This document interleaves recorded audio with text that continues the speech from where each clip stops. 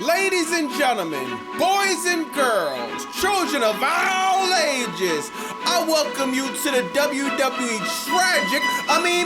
Magic Show! Tonight, I introduce you to our top two magicians, Triple H and Road Dogg. They're about to show you their most famous trick, how to make millions of viewers disappear from watching a show called Crackdown. This is one for the ages, y'all. Grab a drink, grab your popcorn. It's showtime! Dang, my bad, y'all, my bad. I actually botched the intro, man. I apologize. What I was meaning to say was, grab a drink, grab a popcorn, grab your seatbelt and fasten it, because the way the ratings are dropping down, you're gonna need it.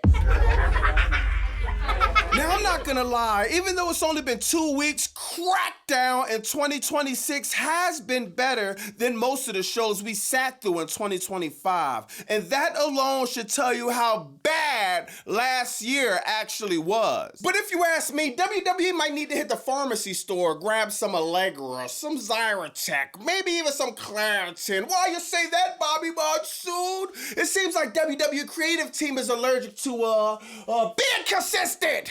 So I won't be putting this show over until I see some consistency, at least 3 to 4 months. Let me know in the comments what you think about that. Do you think WWE could go back to 1 million, 2 million views like they were a few years ago? Or do you think they'll continue to nosedive down the ratings? Let me know in the comments what you think. On top of that, a 3-hour Crackdown is way too long, especially when it's filled with ads, sponsorships, filler, and meaningless matches. And it's not just me saying it, other people are saying it. Eric Bischoff saying it, Sports Illustrated saying it, Becky Lynch is saying it. Nah, but for real, man, Eric Bischoff, he says on his podcast, the detriment it will be if WWE keeps a 3-hour Crackdown format long term. Remember, Eric Bischoff was in charge of WCW when they put the 3-hour format on him, and that was one of the biggest catalysts to WCW taking a nosedive and going out of business. It creatively kills your product. I'm gonna show you what he says. I tell you what's not gonna be fun is 3 hours. Why? Does anybody know why? Money. This is the same guy I'm talking to just a few minutes ago said, no, 65% of the revenue is, yeah, 3 fucking hours of Smackdown tonight. Yeah, well, see, that same guy would also say, long term, you don't want to bore your audience to death, or your audience stick around. And you said it, leave them wanting more. Yes. It's hard to leave people wanting more when you've planted them like a tree on the couch for 3 hours and you want to leave them wanting more. It's a little challenging, folks. Not a long-term strategy that I would sign off on. I get the revenue part. I was forced into that. Brad Siegel, Ted Turner, 2 hours now. We're going to do 3 hours now. I don't want to do 3 hours. Doesn't matter. Do 3 hours because the revenue could support it. But man, creatively it kills you. Now, since we're talking about 3 hours of Smackdown, it actually got me thinking about another 3 we don't need, and that's Roman Reigns versus Cody Rhodes running it back for the 3rd time. The match that nobody wanted and nobody asked for. Now, it seems like somebody in that creative room must have grew some brain cells and came up with the idea to back off Rhodes versus Reigns for another time, and I'm happy they're not forcing it. Doing Rhodes versus Reigns again will literally be like getting on the highway, going the wrong way. It's only one outcome, and that's a disaster.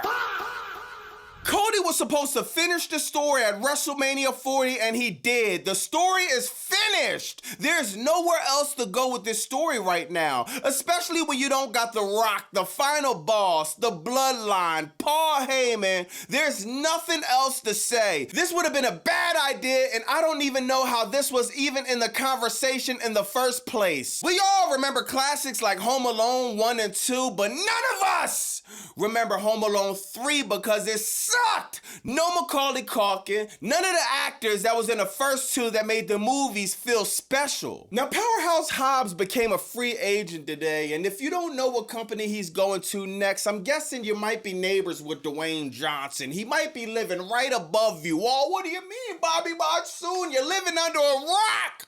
He's going straight to the Fed, aka WWE, the Circus Act. There's a lot of conversation and speculation if this is true or not. How WWE is gonna book Powerhouse Hobbs or not. Man, a lot of people are thinking that Tony Khan might have dropped the ball on a talent like Powerhouse Hobbs. Me, I think he did, to be honest. I know a lot of AEW sickos think that Tony Khan can't do no wrong. Well, I'ma call a spade a spade. When it comes to booking, Tony Khan have done a great job at 2025. But I'm not about to sit up here and act like Tony Khan is Mr. Perfect. He's not! That's Kurt Hennig. When I look back at Powerhouse Hobbs' career in AEW, a lot more could have been done, man. Okay, he had the run with the Ops. He was trio champions with Samoa Joe, Shibata, Hook, and all of them. That was great booking. Powerhouse singles run was absolute garbage, if you ask me. I felt like he never got a significant title shot, never went far or did anything significant in the C2, the Continental Classic. Oh, people tell me, oh, Bobby Monsoon, man, he won the TNT title. Then when I looked it up, he only had it for about a month, where he got it from Wardlow, then lost it literally a little bit over 30 days later on Dynamite. Tony Khan could have booked Powerhouse Hobbs better. This dude is a star, man. I look back at some of his promos. His promos are solid. He looks like a star. He looks like, look at his physique, man. Powerhouse Hobbs could have did a lot more in AEW, and I feel like it just wasn't there. Now him going to WWE actually has an opportunity to do what they did with Jade Cargill, do what they did with Ricky Saints, do what they did with Stephanie Valkyrie, and take this superstar and bring him to the next level. I want to see it. I'm a big fan of Powerhouse Hobbs. I hope he doesn't go to NXT. Just like Mariah May, aka Blake Monroe. Let me know in the comments what y'all think about that. Do you think Powerhouse Hobbs is gonna go to NXT, maybe Evolve? Maybe they just have him stuck in a performance center doing vignettes like Oba Femi? Or do you think Powerhouse Hobbs is going to get booked like he should?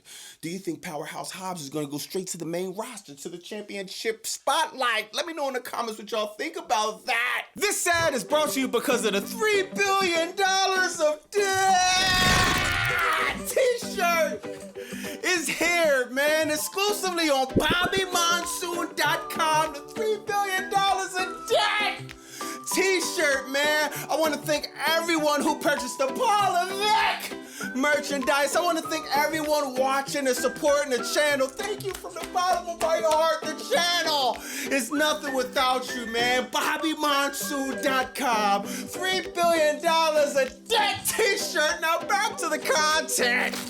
Now Dynamite started off with, it don't matter how Dynamite started off, the Don Callis family.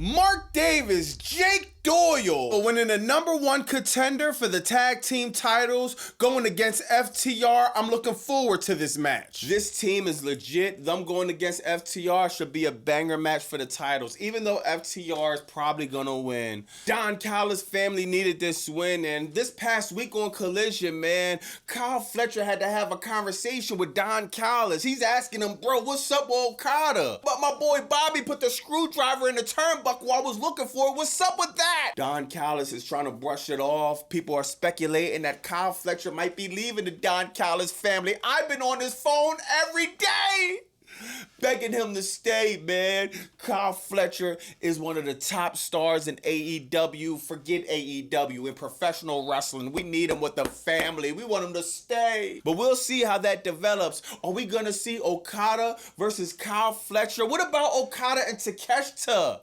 It seems like ever since World End, they had their match or whatever, and the storyline just kind of disappeared, man. So let me know in the comments what y'all think about that. Also, another storyline that disappeared, Andrade versus Kenny Omega. Now, I know what everybody gonna say. Oh, Bobby Monsoon, let Tony Khan cook. I'm letting him cook. I put Tony Khan over most of the time, but I gotta call out, I gotta keep it fair, bro. Andrade came, the first time he came back, the first thing he did was beat the crap out of Kenny Omega. I'm expecting for Kenny Omega to at least say something nothing regarding Andrade. He couldn't say nothing before because the 100-year non-compete clause that Andrade had to get out of. Now Andrade's out of it. Can we hear some type of acknowledgement of Kenny Omega wanting to get some get back? I felt like that storyline was missing. Now Kenny Omega is going to face Josh Alexander next week, so maybe we'll get some storyline progression on that. I hope so. I want to see Andrade. I want to see Kenny Omega at Revolution. Let me know what y'all think about that. Now, also tonight, we got Darby Allin closing the chapter on the Death Riders by beating Pac-Man, and I'm not gonna lie, he almost closed the casket on his career too. Pac was trying to kill this dude. He did a crazy belly to belly on the steps that was probably the spot of the night, man. Shout out to Darby Allin, always putting his body on the line, always giving 100%. I'm not the biggest fan of the spot, to be honest, because I don't know how long Darby Allin could do this and just have a long career as far as like, you just can't do this long term, man. Darby Allin is psychotic.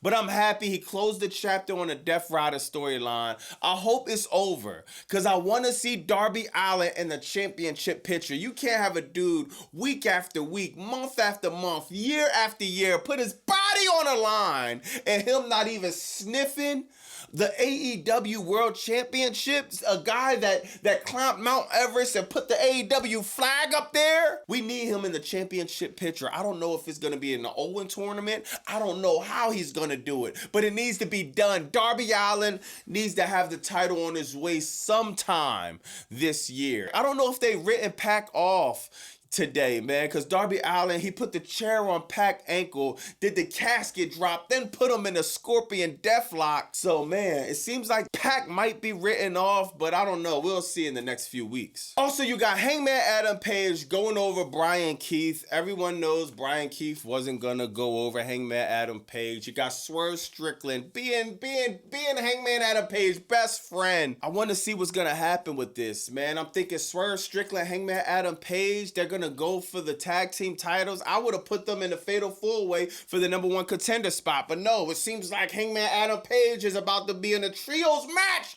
with Jet Speed, which is a little bit confusing as far as the booking. Okay, Hangman Adam Page told Samoa Joe that he wants to take everything from him, but when I see Jet Speed and Hangman Adam Page, it just seems like some random picking names out of a hat crap that I'm not too much of a fan of. I'm pretty sure the match is gonna be a banger, but still, Jet Speed and Hangman Adam Page, I just would have booked that a little bit differently. Now you got the Triangle of Madness going over the Babes of Wrath and Chris Statlander. I think this was cool, man. I want to see more Tekla. I want to see more Sky Blue and the whole Triangle of Madness. But I want to see Chris Statlander doing something else, man. She was beefing with Willow. That was her best friend. She stabbed her in the back. Now she turns around. Now they're best friends again. Chris Statlander is the AEW Women's World Champion. I want to see her in a championship spotlight. I want to see Tekla go for the title. I want to see Sky Blue go for the title.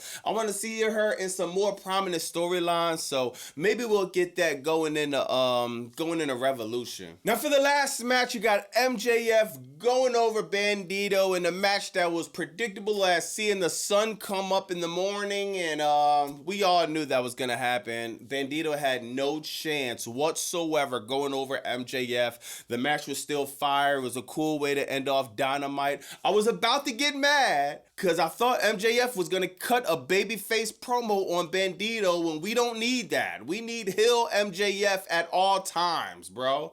So he gave Bandito his props, but not without trying to take his mask off, and that's the MJF we need. But let me know in the comments what you think about that. What do you think about Crackdown hitting below 1 million views again? Will they hit below 1 million views this week? Also, what do you think? Oh yeah, then you got tonight we got TNA is debuting on AMC. You got the return of AJ Styles. You got Mike Santana going for the title at the end. I will be watching TNA tonight, so make sure you follow me on X at Bobby Monsoon 215 because I will be tweeting about that. I don't know if I'm gonna go live or anything, just depending on what happens. They're even saying Chris Jericho could be coming back that night, which would be fire. Chris Jericho known to go into a company and put it over to the next level. So if Chris Jericho comes back, that will be interesting, even though I don't really see it happening, to be honest. It's just a rumor. Let me know in the comments what you think about that. What do you think about Dynamite, Maximum Carnage?